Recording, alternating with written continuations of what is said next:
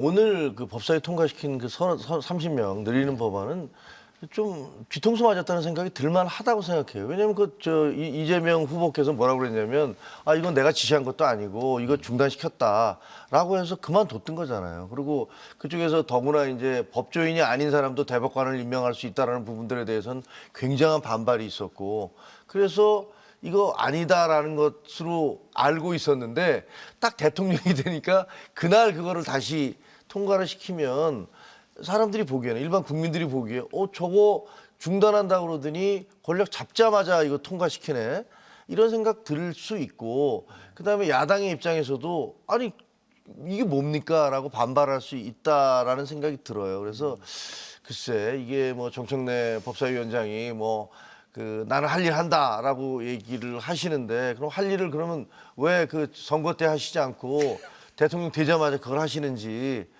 그것도 참 이해가 되지 않는 거고. 제가 이야기로는 대통령께서 안 하겠다. 이제 그만두라고 지시했다는 거는 100명 늘리는 것과 법관이 아닌 사람도 대법관이 될 수 있는 그거에 대해서는 유보를 지시했습니다만 대법관 정원은 공약으로 분명히 나와 있습니다. 그러니까 지금 말을 뒤집고 있는 건 아니고요. 저는 개인적으로 대법관 정원하는데 찬성하는 사람입니다. 저도 법사위를 좀 국회의원 할 때 했는데 너무 적체가 심하고요. 우리나라 대법관 수가 너무 작습니다. 법원에서도 원하는 맞습니다. 부분들이 그래야지 부장 판사들 모두 이렇게 법관 되시는 분들이 나도 대법관 한번 해보자 이런 생각들 해서 더 열심히 하는 동기부여도 되기 때문에 저는 이 제도로 가야 된다고 생각합니다. 그런데 문제는 어느 시점에 어떻게 할 거냐의 문제가 있는 거죠. 그래서 정치적으로나 전략적으로나 볼 때 이런 말씀 드려도 될지 모르겠습니다만 좋게 보면 국민의힘에게 좀 시간을 좀 줄 필요가 있다. 아까 제가 대통령한테 시간 주라고 말씀드렸습니다만 국민의힘도 큰 선거 2번 연급부 졌잖아요. 그러면 이 정당은 내부를 정돈하는 이른바 아주 소란스러운 과정을 거쳐야 되거든요. 그거는 좀 기다려줄 필요가 좀 있는 것 같고 그리고 외부가 자꾸 힘으로 밀어붙이면 그 안에서도 강경파들이 또 득세하게 돼 있고 이 강경파가 득세하면 협치라는 건 또 물 건너가게 돼 있기 때문에 조금 시간을 줄 필요가 있다. 그런 점에서 보면 막 서둘러서 밀어붙이기도 하면 될 일도 안 된다.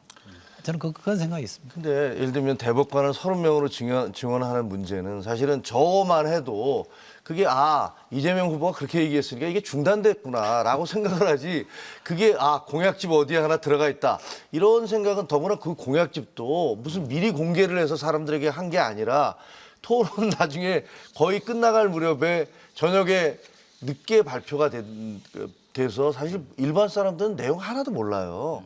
그러니까 그거는 어떻게 보면 꼼수고 편법이라는 생각이 들고 그 대법관을 30명으로 증원하느냐 아니면 상고법원을 따로 만드느냐라는 그 정당성과는 별개로 그렇게 중차대한 문제를 그냥 그 여야가 협의하지 않고 우리가 이게 옳다고 생각하니까 우리가 그냥 다수로 밀어붙이겠다라고 얘기하는 것은 그거는 협치와는 전혀 거리가 먼 얘기여서 그렇게 밀어붙이면 그건 국민들이 상당히 실망할 것이다. 대통령이 모두의 대통령이 되겠다, 협치하겠다라고 하면서 취임하신 날에 정청래 법사위원장은 그건 좀 아닌 것 같아요.